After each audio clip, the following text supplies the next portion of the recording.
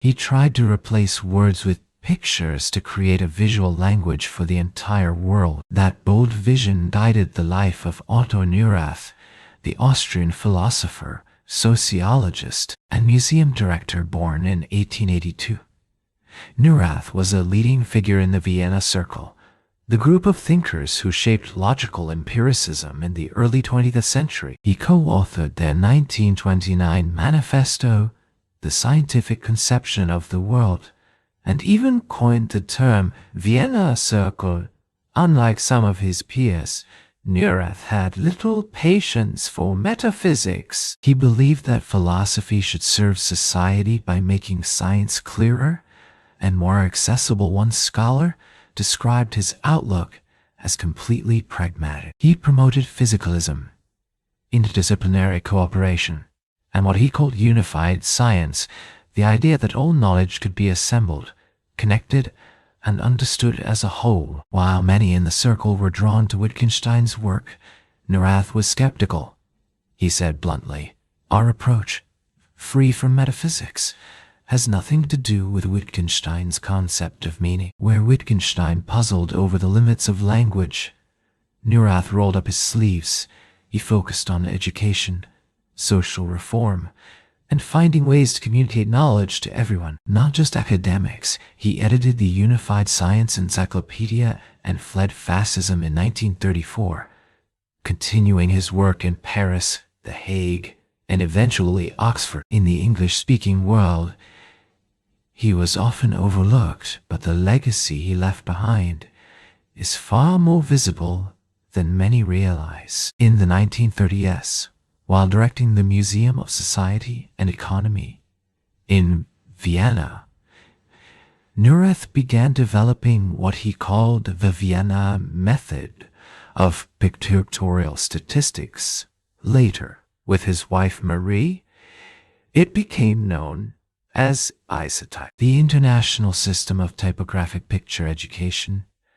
His motto summed it up: words divide, pictures unite. The idea was simple, yet revolutionary. Instead of using paragraphs and numbers to explain data, Neurath used images, pictograms, stick figures, icons, each one carefully designed to convey meaning at a glance across any language, across any level of education. A row of identical icons might represent 10 workers to show 20 workers. You double the row, not the size. Each symbol had a fixed, universal meaning. Neurath insisted the same thing is represented by the same sign. This was the grammar of Isotype. He warned against visual clutter. Nothing is more dangerous than a pictogram that says more than one really wished to express.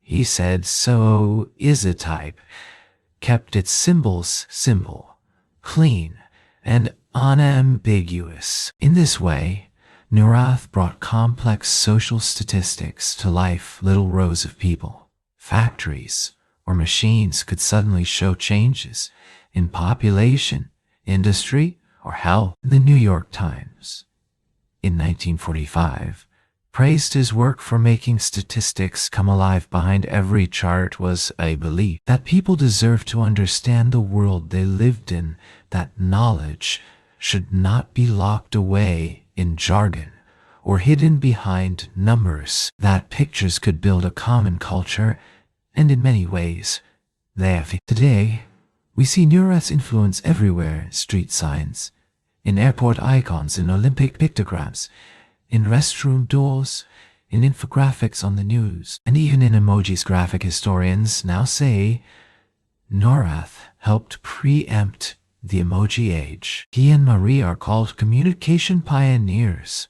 One writer joked that where we use a smiley face, Neurath used an elephant-tail, a drawing he often placed at the end of letters. Like his own playful signature, is his method, once seen in museum charts and school books, has shaped how we visually communicate everything from public health to economics. And while Wittgenstein and Carnap often get the spotlight in philosophy books, Neurath's influence may be more quietly enduring.